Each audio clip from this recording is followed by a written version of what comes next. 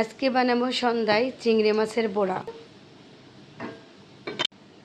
তেল গরম হয়ে গেছে, আমি সুন্দর করে এক এক করে চিংড়ি মাছের বড়াগুলো দিয়ে দিব।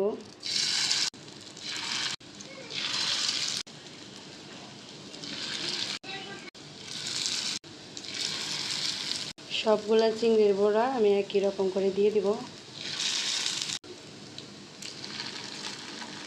সবগুলো দেওয়া হয়ে গেছে।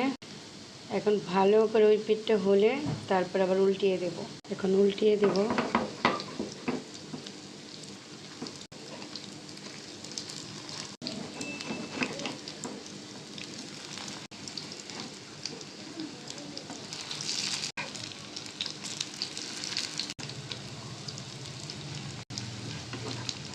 দেখতে যেমন সুন্দর দেখা যাচ্ছে চিংড়ি মাছের বড়াগুলা, খেতেও কিন্তু দারুণ।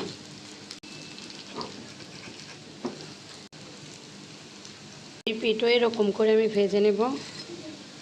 এই চিংড়ি মাছে আমি ব্যবহার করেছি চিংড়ি মাছ, সামান্য চাল, মসুরির ডাল একসাথে বেটে তারপরে কাঁচামরিচ, ধনেপাতা, পেঁয়াজ, আদা রসুন, হলুদের গুঁড়ো, মরিচের গুঁড়ো একসাথে মিশিয়ে ভালো করে তারপরে যে ভেজে নিলাম চিংড়ি মাছের বড়া।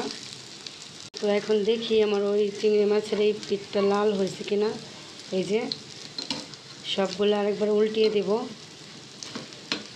এভাবে করে ভেজে নিলে বাচ্চারাও খেতে পছন্দ করে, মচমচে করে।